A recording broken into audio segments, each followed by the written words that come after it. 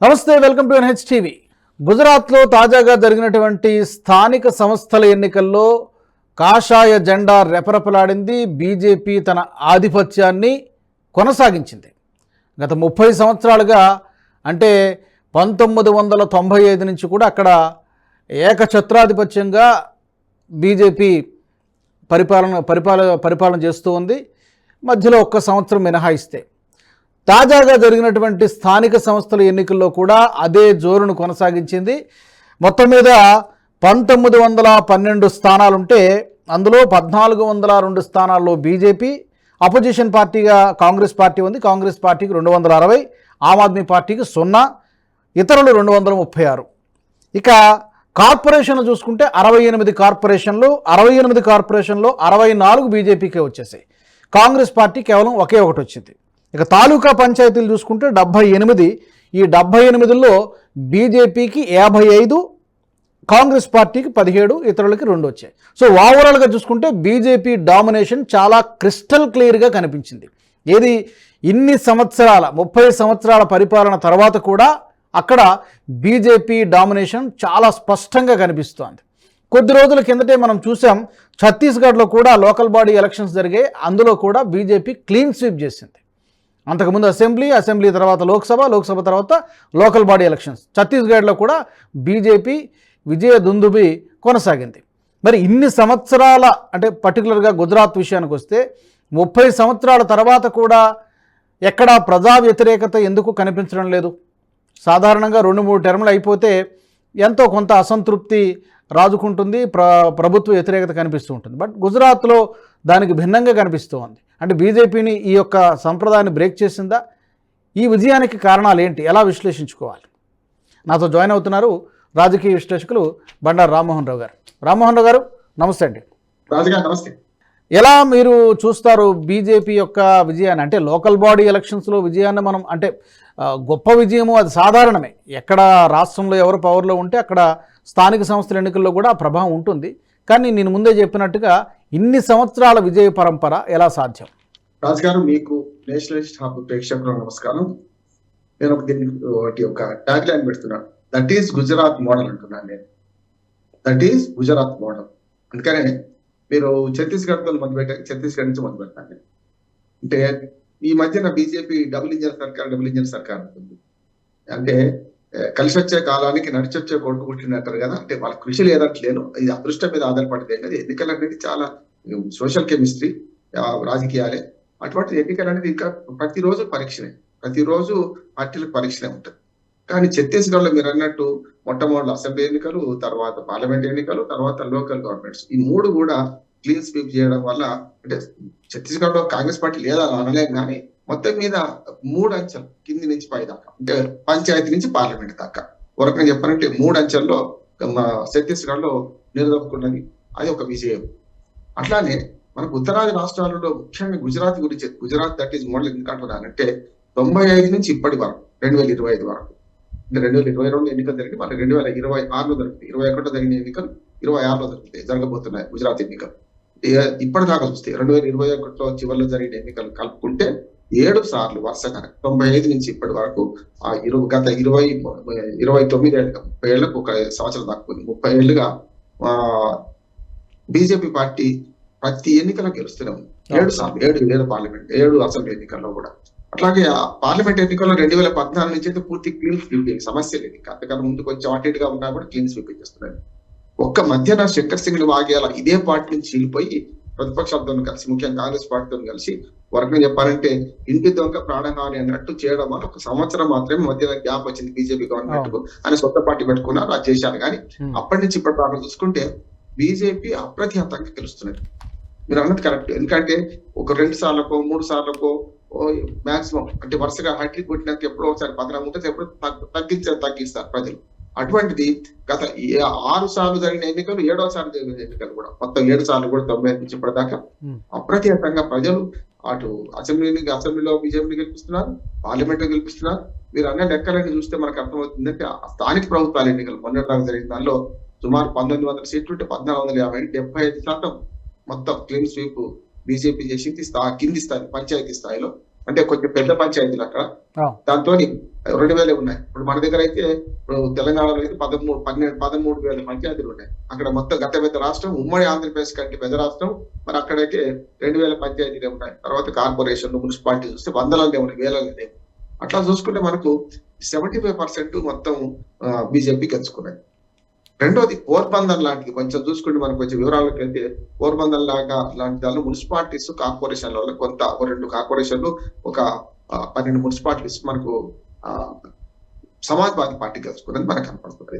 అంటే ఇది కూడా ఏమైందంటే ముస్లిం పాపులేషన్ ఎక్కడ ఎక్కువ ఉందో అది కొంచెము పోలరైజేషన్ అయిపోయింది. అంటే మా ఓటు మేమే వేసుకుంటాము దానిలో సమాజ్వాదీ పార్టీ కనపడతారు.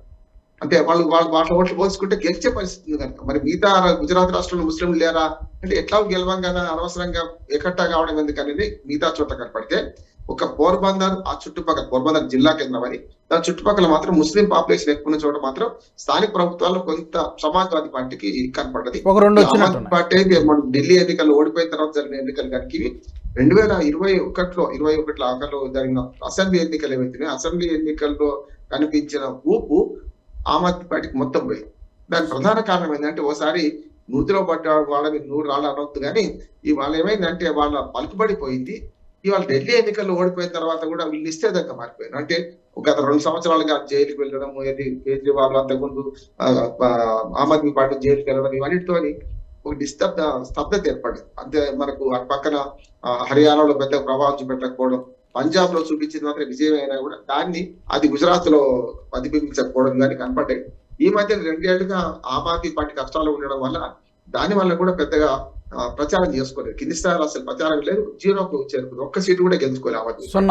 ఇట్లా చూసుకుంటే కాంగ్రెస్ పార్టీ ఇప్పటికి ప్రధాన ప్రతిపక్షంగా ఉన్నా కూడా దాని ప్రభావం ఇతర అన్ని పార్టీలు కలిసి ఎంత ప్రభావం ఉందో అంత ప్రభావం ఉంది. స్థానిక ప్రభుత్వాలు చూసుకుంటే మిగతా 25% కూడా కాంగ్రెస్ గెలుచుకోలేదు. ఆ 25% లో ఓ 12-13% మాత్రమే కాంగ్రెస్ గెలుచుకుంటే మిగతా 12-13% ఇతర పార్టీలు తెలుసుకున్నాయి. ఇది సినారియో. ఏదైనా సరే 30 ఏళ్లుగా ఎలాంటి విసుగు వీరమా లేకుండా యాంటీ ఇన్కంబెన్స్ ఓట్లను జయిస్తూ పార్లమెంట్ లో, అసెంబ్లీలో, స్థానిక ప్రభుత్వాలు ఈ త్రిబుల్ సర్కారని నేను దీనికి పేరు పెడుతున్నాను. అలాగే మోదీ గారు కూడా ఒక సందర్భంలో అన్నారు, ఎవరో ఏదో ప్రెస్ మీట్లోనో లేకపోతే ఎక్కడో ఒక సందర్భంలో అన్నారు, యాంటీ ఇన్కంబెన్సీ అనేది మాకు బీజేపీకి వర్తించదు, మాకు ప్రో ఇన్కంబెన్సీ ఉంటుంది, ప్రభుత్వ వ్యతిరేకత కాదు, ప్రభుత్వ అనుకూలత ఉంటుంది, ఒకవేళ ఏమన్నా ఉన్నా కూడా దాన్ని కూడా అనుకూలంగా మలుచుకోగలిగేటువంటి మెకానిజం కానీ ఆ సత్తా కానీ బీజేపీకి ఉంది అనేది వేరు రాష్ట్రాల్లో ప్రూవ్ అయింది.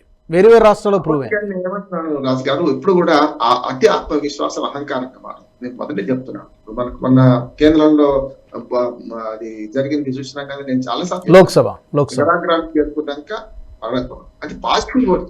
మన మోడీ గారు అన్న దానిలో ఒక మంచి మాట మనసు తీసుకోవాల్సింది ఏంటంటే ఎప్పుడు కూడా వ్యతిరేక ఓట్ల మీద ఆధారపడదు. ఇప్పుడు మన ఎదుటివాడి బలహీనతల మీద ఆధారపడితే అది శాశ్వతంగా నిలవదు. రాజకీయాలు మన బలాల మీద మనం నిలబడాలి. అంటే బలాలు అనేదేమో మన స్ట్రెంగ్స్ అనేవేమో మన పార్టీ బలాలు. అంటే అది మనకు పాజిటివ్ ఓట్ తీసుకొస్తుంది. పాజిటివ్ ఓట్ తీసుకురావడం వల్ల అది మంచిది అంటున్నాడు. ఎవరికైనా పాజిటివ్ ఓట్ కావాలి.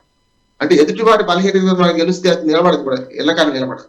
అందుకని మోడీ గారు అన్న దానిలో పాజిటివ్ ఓటుతో గెలవడం అనేది చాలా మంచిది. కానీ అది మాకెవరు లేదు, దీంట్లో మేము పాజిటివ్ ఓటుతోనే గెలుస్తాం, అది మాకెవరు ఇప్పటి నిలబడదు అనేది వస్తే వచ్చింది అనుకోండి, అహంకారం వస్తే ప్రజలు కూడా ఎక్కడో పెడతారు. కనుక గుజరాత్ లో ఏమైందంటే మోడీ గారే 3 సార్లు ముఖ్యమంత్రిగా ఉన్నారు. మొత్తం అంటే పార్లమెంట్ కు వచ్చి ఆయనను ప్రధానమంత్రిగా ప్రమోట్ చేస్తూ వచ్చేదాకా కూడా ఆయన ముఖ్యమంత్రిగా ఉన్నారు. తర్వాత ఆనందీబెన్ ఆమె ముఖ్యమంత్రిగా వచ్చి మధ్యలోనే ఇటు వచ్చేసారు, కేంద్రానికి వచ్చారు. అట్లా చూసుకుంటే ఆయన 3 సార్లు ఉన్న పద్ధతిలో ఎక్కడ కూడా లోపం జరగలేదు, కాదట్లేదు. కానీ పాజిటివ్ ఓటు మాకు ఎదురు లేదు అనేది మాత్రం కొంచెం అది అహంకారం అనిపిస్తుంది, కరెక్ట్ కాదు. అది ఎక్కడైనా కొంచెం పొర చూపితే కరెక్ట్ కాదు. అయితే నెగిటివ్ ఓటు మీద గెలవడం గొప్పతనం కూడా కాదంటున్నాం. ఏమైందంటే ఒకసారి నెగిటివ్ ఓటు మీద గెలిచిన వాళ్ళు మళ్ళీ 2వ సారి ఓడిపోతారు కదా. మనకు ఆంధ్రప్రదేశ్ మంచి ఉదాహరణ. ఆంధ్రప్రదేశ్ చూడండి, ఓ అనుభవజ్ఞుడు 40 ఏళ్ల ప్రభుత్వం అని చెప్పి చంద్రబాబు నాయుడు గారు అనుకున్నారు. తర్వాత నెగిటివ్ ఓటే ఇటు ఓడించింది. సానుభూతి కూడా అనుకోండి, ఓదార్పు యాత్ర. అంటే మళ్ళీ ఏమైంది, ఇప్పుడు జగన్మోహన్ రెడ్డికి వచ్చిన నెగిటివ్ ఓటే ఇప్పుడు యూపీఎన్ మన ఎన్డీఏని గెలిపించింది ఇక్కడ కూడా ఆంధ్రప్రదేశ్ లో.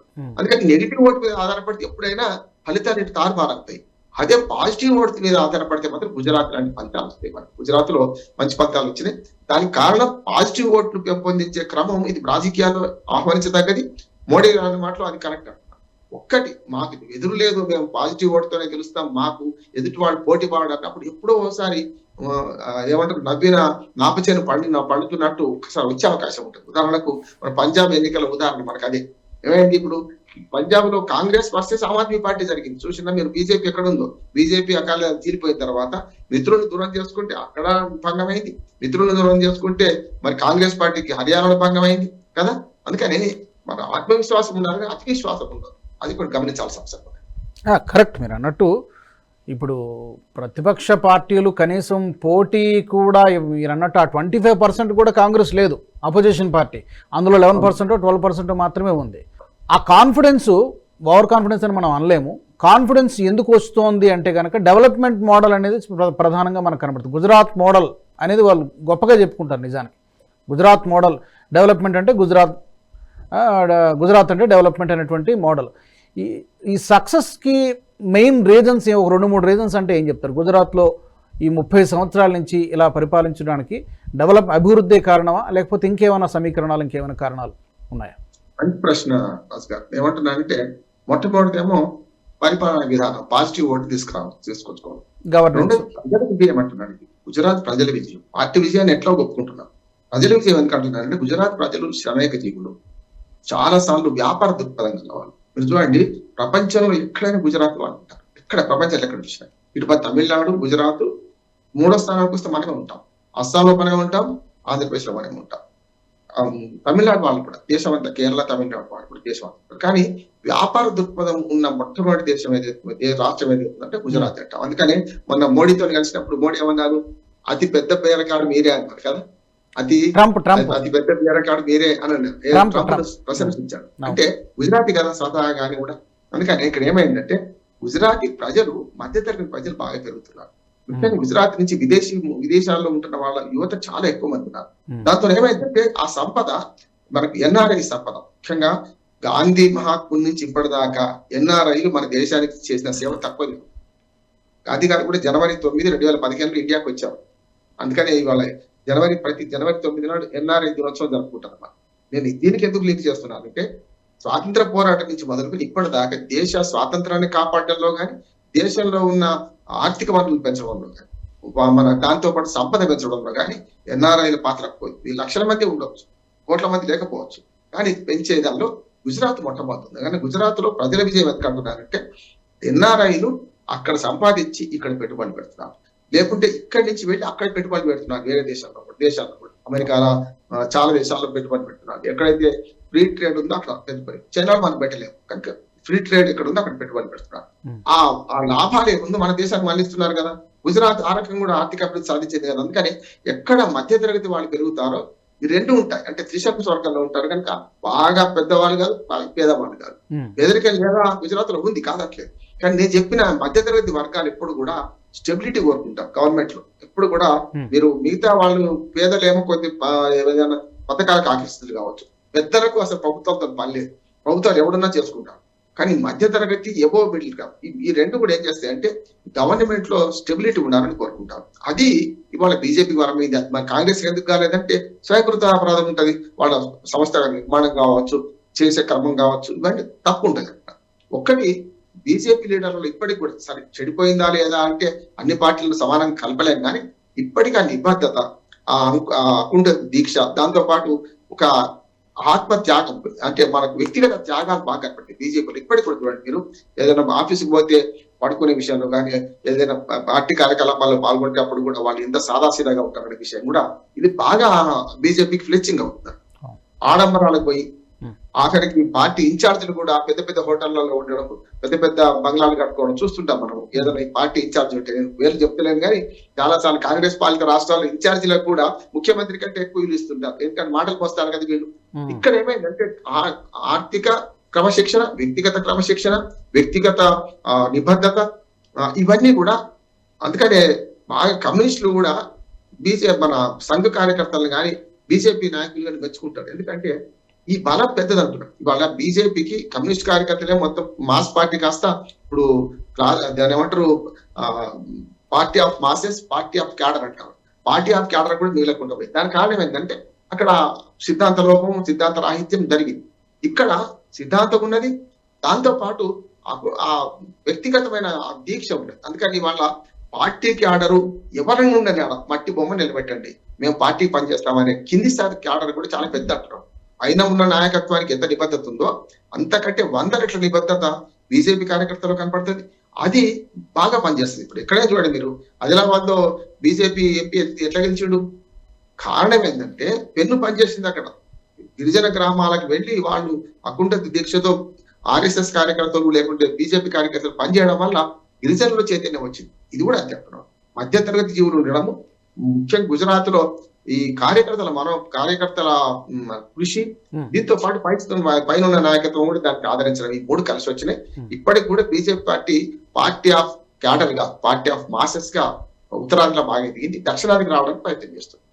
ఆ ప్రయత్నం జరుగుతుంది. మీరు అన్నట్టుగా ఒకటి డెవలప్మెంట్ మోడల్, ప్రజలు అభివృద్ధిని కోరుకుంటున్నారు. ఆ అభివృద్ధి డెవలప్మెంట్ అక్కడ కనిపిస్తోంది, గణాంకాల్లో కనిపిస్తోంది. ఈ వచ్చినటువంటి ఎన్నికల ఫలితాల్లో అదే ప్రస్ఫుటంగా మనకు కనిపిస్తోంది. రెండోది గవర్నెన్స్, పరిపాలన, స్థిరత్వం. ఇది కూడా చాలామంది మధ్యతరగతి ప్రజలు కోరుకుంటారు. ఆ గవర్నెన్స్ బాగున్నది కాబట్టి ఆ స్థిరత్వం అక్కడ జరుగుతోంది. వీటన్నిటికీ తోడు ప్రధాని మోదీ గారి చరిష్మా కూడా యాడెడ్ అడ్వాంటేజ్ అవుతుంది. సో ఈ మూడిటి కారణంగానే ఒక మాట కూడా చెప్తాం సార్. ఇప్పుడు కూడా మరి గుజరాత్ లో పేదరిక లేదనే వాళ్ళకు సమాధానం మనం ఏంటంటే, అద్దాల గది కట్టుకొని మనం దాని చుట్టూ గోడ కట్టుకొని లోపల ఉండలేదు. దేశంలో భాగం కదా. దేశంలో దారిద్ర్యము, దేశంలో నిరక్షరాస్యత ఇవన్నీ కూడా పక్క రాష్ట్రాల మీద ప్రభావం చూపెట్టకుండా ఉండదు కదా. అందుకనే గుజరాత్ మోడల్, గుజరాత్ అద్దాల గది కట్టుకొని లోపల ఉంటే సరిపోయేది కాకపోతే దేశ ప్రభావం కూడా అక్కడ పడుతుంది కదా. అందుకనే దేశం ఉన్న కాడ దేశంలో ఉన్న పరిస్థితులు కూడా అక్కడ కూడా ఉంటాయి, కాదట్లేదు. కానీ గుజరాత్ మోడల్ చూపించారు. మీరు అన్న ఆర్థిక అభివృద్ధి, సామాజిక అభివృద్ధి, దాంతో పాటు పార్టీ క్యాడర్ నిలబడడం, అట్లాగే స్టెబిలిటీ, గవర్నమెంట్ స్టెబిలిటీ ఉన్న గవర్నమెంట్ కోరుకోవడం. అంటే ఈ 6 సార్లు 7 సార్లు కోరుకోవడం అంటే మనకు చాలా ఎక్స్ట్రాడినరీ, అసాధారణమైనటువంటి విజయం. అది ఎక్స్ట్రాడినరీ. అంటే గతంలో కాంగ్రెస్ పార్టీ ఒక్కటే ఉన్నప్పుడు, దేశం అంతా ఉన్నప్పుడు వాళ్ళే రాజ్యం చేసింది. ఎన్ని రోజులు చేసిండ్రు? 47 నుంచి 67 దాకా, 20 ఏళ్ళు వాళ్ళు చేసింది. 67 తర్వాత 9 రాష్ట్రాల్లో దేశంలో కాంగ్రెస్ ప్రభుత్వాలు ఏర్పడ్డాయి. రాజు గారు మనం ఒకసారి చరిత్ర చూస్తే కాంగ్రెస్ పార్టీ ఇప్పుడు ఇంత చరిత్ర లేదు. 25 సంవత్సరాలు మాత్రమే, నెహ్రూ పీరియడ్ అయిపోయే వరకు మాత్రమే, లాల్ బహదూర్ పీరియడ్ అయిపోయినప్పుడు మాత్రమే దేశవ్యాప్తంగా కాంగ్రెస్ పార్టీ ఉన్నది. కానీ 67 తర్వాత 9 రాష్ట్రాల్లో కాంగ్రెస్ ప్రభుత్వం ఏర్పడి 55లోనే కదా మొదలు కమ్యూనిస్ట్ పార్టీ ప్రభుత్వం, నమూదిరి పార్టీ కేరళలో కదా. అందుకనే ఈ 30 ఏళ్ళు, ఈ స్వతంత్ర భారతదేశంలో 30 ఏళ్ళు ఒకే పార్టీ ఉన్నదైతే చరిత్ర అంటే ఉండదు. నా ఉద్దేశం 5 సార్లు వాజ్పేయి, మన జ్యోతి బసు కానీ 5 సార్లు ఇక్కడ మనకు మన అస్సాం కూడా కనపడతారు, ఒరిస్సా కనపడుతుంది మనకు, కానీ నవీన్ పట్నాయక్ కనపడతారు. కానీ ఈ 30 ఏళ్ళు ఒకే ప్రభుత్వం మధ్యన మారకుండా ఉండడం అనేది, ఇప్పుడు గుజరాత్, ఒరిస్సాని మించి గుజరాత్ వచ్చింది. ఒరిస్సా 5 సార్లు వచ్చారు. అంటే 2 రికార్డులు బద్దలు కొట్టినట్టే లెక్క. ఒకటి పశ్చిమ బెంగాల్, ఒకటి ఒరిస్సా. ఈ 2 రికార్డులు పాతగిపోయి. అంటే కమ్యూనిస్ట్ పార్టీ ఏమో పశ్చిమ బెంగాల్, ఒరిస్సానేమో మనకు ఈ 2 గతంలో రికార్డు. ఇప్పుడు పెద్ద రికార్డు. ఇప్పుడు 2026లో జరిగే ఎన్నికల్లో కనుక బీజేపీ వస్తే ఖచ్చితంగా ఈ మొత్తం ఈ రికార్డు తిరగాలి. అసలు దీనికి తిరుగులేదు. ఇప్పుడు లేటెస్ట్ రిజల్ట్స్ చూస్తుంటే రావడం అనేది నల్లేరు మీద నడకలాగానే ఉంది. బట్ అతి విశ్వాసం, మీరు అన్నట్టుగా ఓవర్ కాన్ఫిడెన్స్ పనికిరాదు. డెఫినెట్గా ప్రజల నమ్మకాన్ని, ఇప్పుడు ఏదైతే ప్రజలు బీజేపీ మీద నమ్మకం పెట్టుకున్నారో, ఈ 30 సంవత్సరాలు ఏ విధమైనటువంటి పరిపాలన అందించారో, గవర్నెన్స్ ఉందో అదే పరిపాలన కొనసాగిస్తే తప్పకుండా ప్రజలు రాబోయే ఎన్నికల్లో కూడా వస్తుంది. రెండోది ఏంటంటే, ఏ ఎన్నిక ఆ ఎన్నిక ప్రత్యేకం అంటున్నాడు. 2 ఎన్నికలు ఏ విధంగా ఒక్క విధంగా ఉండవు. కనుక ఇప్పుడు కింది స్థాయిలో పునాది బాగుంది కదా. ఇప్పుడు స్థానిక ప్రభుత్వాలు పునాది వేర్లు కదా. ఇక్కడ బాగుందంటే ఆటోమేటిక్ గా ఓట్లు పడతాయి అన్నట్టే కదా. అంతే కదా.